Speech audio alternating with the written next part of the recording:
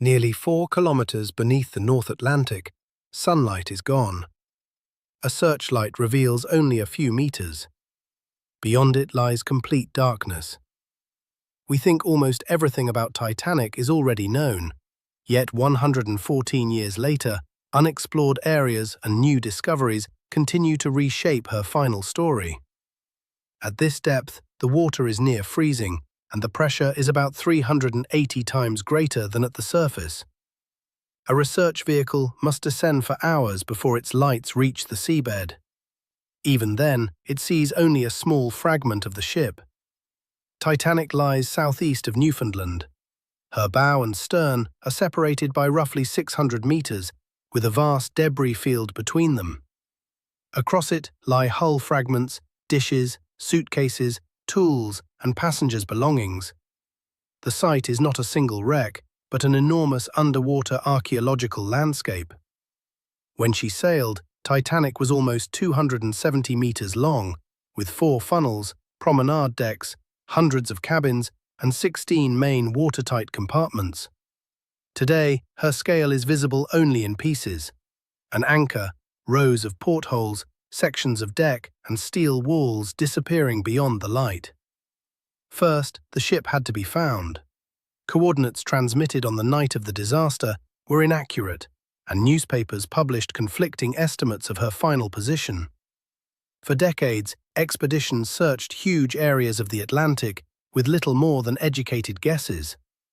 The breakthrough came in 1985.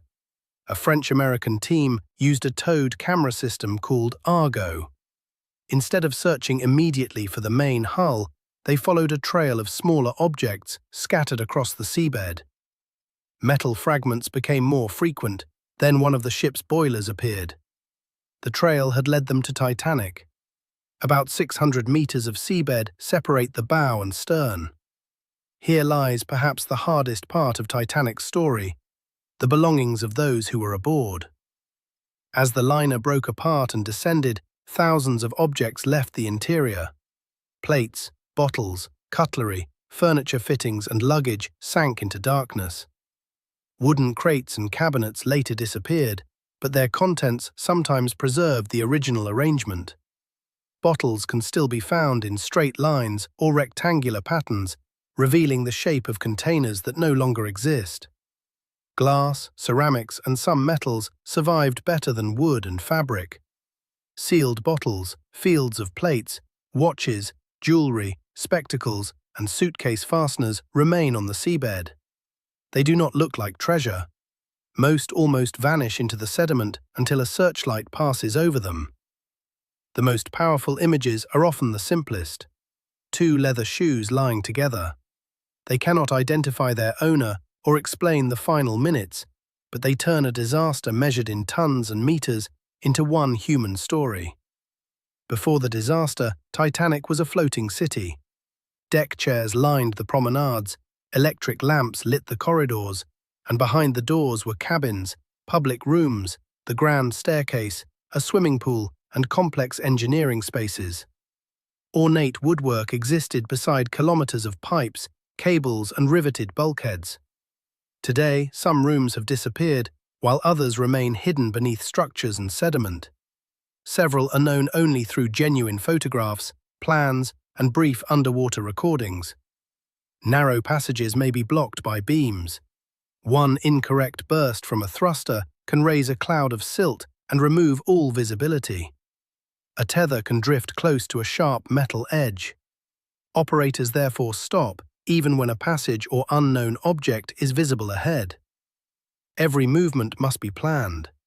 Exploring Titanic means balancing discovery against preservation. Sometimes the correct decision is to go no farther. One accidental contact could damage an object or destroy the surrounding context that has survived for more than a century.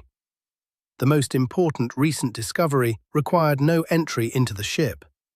Researchers created a detailed digital copy of the entire site, allowing it to be studied without the ocean surrounding it. In 2022, 2 deep-sea vehicles named Romeo and Juliet photographed the site from thousands of angles.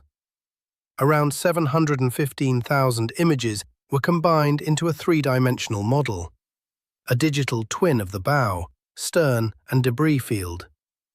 For the first time, researchers could examine the complete site, measure distances, and compare details with plans and genuine photographs. Ordinary underwater footage hides scale. A huge section of hull may look like a dark wall. In the model, investigators can see the overall shape, then move closer to an anchor, rivets, a valve, or a small object. The scan also helps test theories about the disaster. The iceberg may not have created one enormous opening.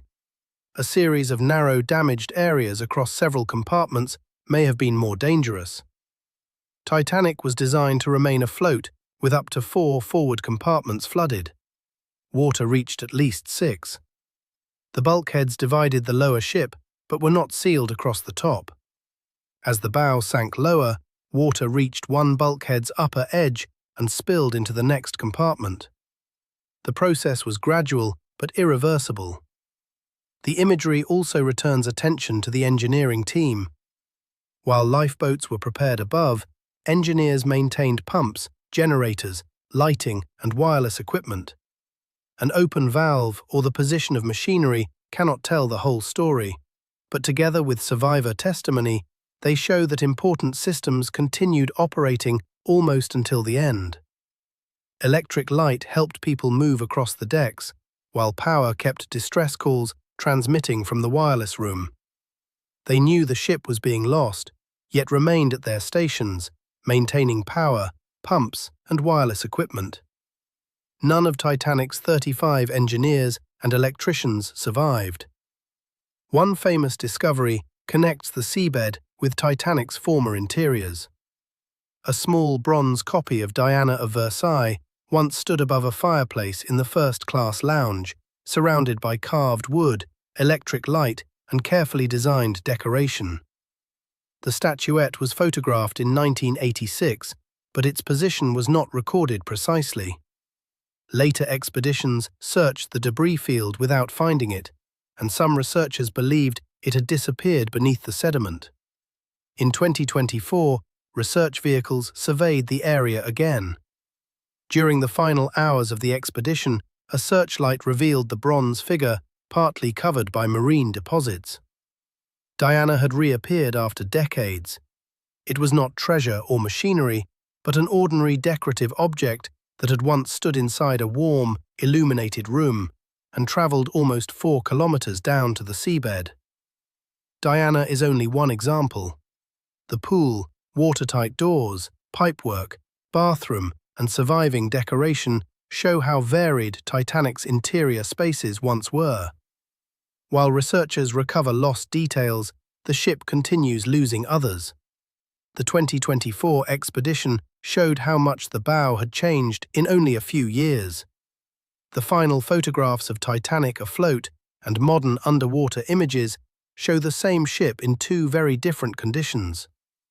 Part of the famous bow railing has separated and now lies on the seabed. Areas clear in earlier expedition footage look different today. The change is slow. Metal becomes porous, connections weaken, and smaller elements can no longer support themselves. Across the steel grow formations called rusticles, created by corrosion and microorganisms. They resemble rusty icicles. Water, salt, currents, and biological activity gradually transform the iron. A beam may lose only a few particles at a time, but over years, those changes remove complete sections. No one can name the day when Titanic's last recognizable structure will disappear. Materials deteriorate at different rates. Massive anchors, bronze fittings, and ceramics may survive far longer than thin steel, wood, or fabric. The ship will slowly become a field of separate objects. Some objects still cannot be identified. They may be hidden beneath silt or may not match known plans. Researchers debate whether they belonged to wireless equipment, furniture, or ordinary machinery. Recovering an object does not automatically save it. Sudden exposure to air can begin new deterioration. Researchers first use photogrammetry, laser scanning, and magnetic surveys. If an artifact is recovered, it may require years of conservation. A digital catalogue records each object's exact position. Even a valve matters only when its location and nearby parts are known. Context turns an old fragment into historical evidence. Perhaps Titanic's greatest mystery is not hidden gold or an unknown explanation for the disaster. It is the thousands of human stories the ocean is erasing right now. An open valve recalls the engineers. A pair of shoes recalls an unknown passenger. The anchor preserves the ship's scale, while scattered belongings preserve the scale of human loss. Titanic cannot be raised intact, but the site can be studied and preserved digitally. As long as research lights cross the seabed, her story is not over.